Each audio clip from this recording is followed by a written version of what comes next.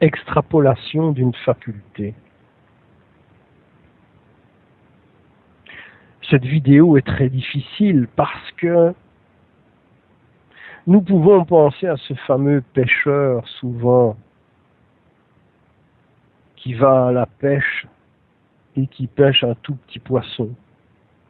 Rentrant chez lui et bredouille en réalité, dit qu'il a trouvé et pêché un énorme brochet qui a cassé sa ligne et qu'il l'a perdu. Attention!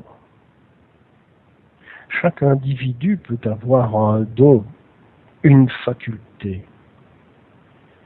La faiblesse de notre esprit, la faiblesse aussi de notre ego, a toujours tendance à grossir cette faculté. Oh, nous pouvons la grossir sur différents plans. Cette faculté où une connectivité se fait par la grande source, une grande faculté qui dépasse les grandes autres facultés, se trouver au-dessus des nuages du questionnement,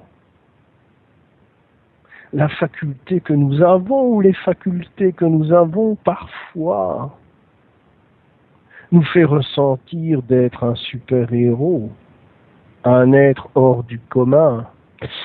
Aïe, c'est là que le bas blesse. Car alors nous avons tendance à nous dire « je suis un grand médium, un grand voyant, je suis ». Certainement pas celui qui est. C'est dans notre faiblesse, notre vanité. Oh, certes, nous partons humbles.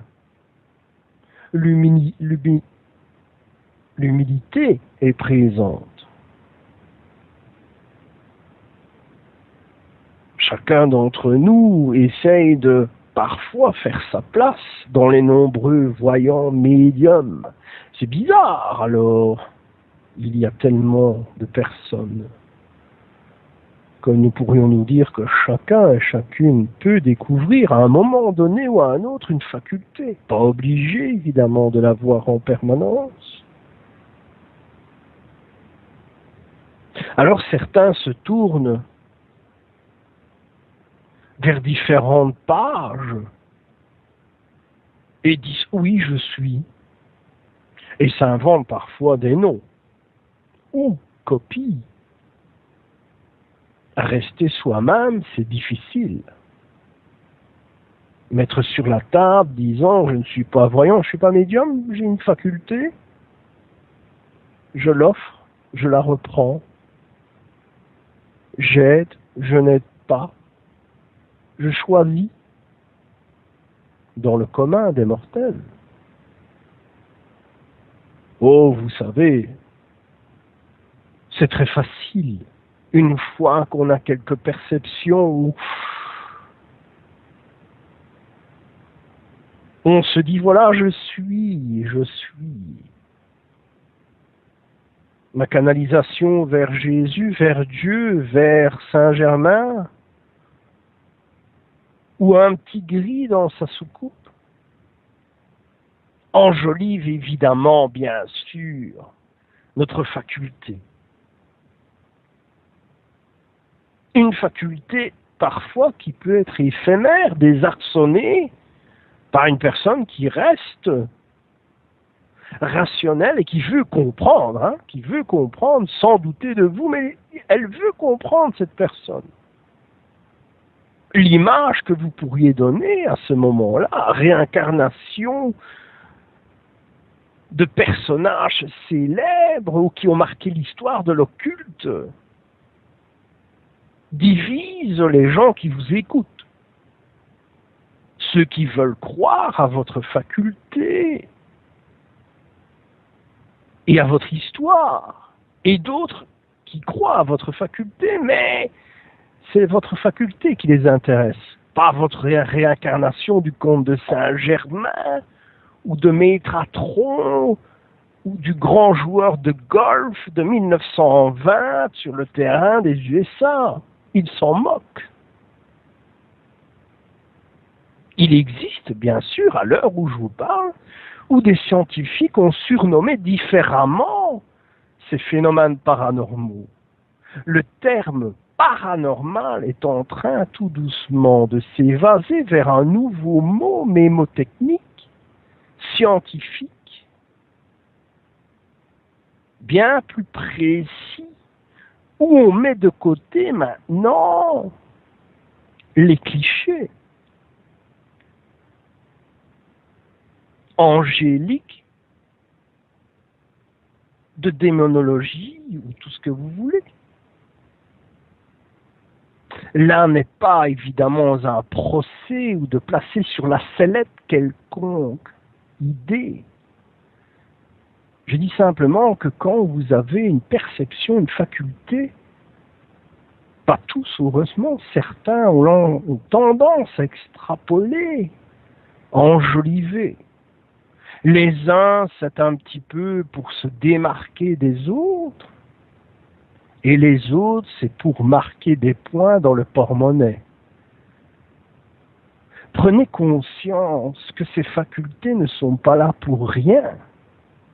Elles ont un objectif, elles ont une prédilection déterminée pour des événements particuliers de l'histoire.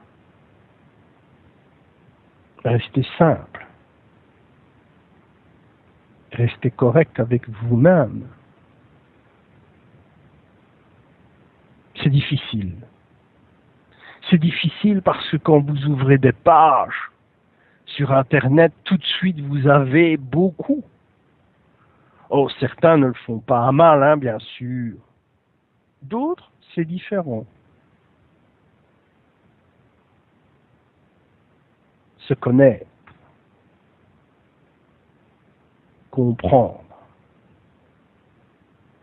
Pouvoir se mettre des barrières.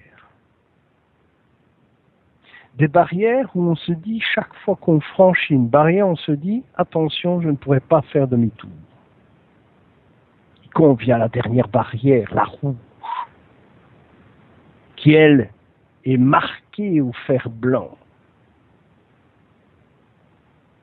J'en ai rencontré qui ont touché cette barrière et ils se sont dit, voilà, je suis Jésus, je suis avec Dieu. Il y a une célèbre phrase qui dit, je crois, qui reprend un peu celle-ci. On peut parler à Dieu. Mais si Dieu vous répond, il y a quelque chose qui ne fonctionne pas dans votre tête. Extrapoler une faculté, c'est aussi avoir le devoir de l'analyser, de la comprendre, de savoir pourquoi elle est là. Et c'est déjà difficile. Je connais des gens qui ont des facultés qui se demandent pourquoi moi et à quoi ça sert. De véritables questions se présentent devant vous. On n'a pas besoin de l'enjoliver. Il faut d'abord trouver pourquoi. À quoi ça sert? Pourquoi moi? Pourquoi maintenant? Pourquoi ça se réveille? Pourquoi c'est là depuis tellement d'années? Là, vous touchez le Saint Graal de votre propre faculté. À bientôt.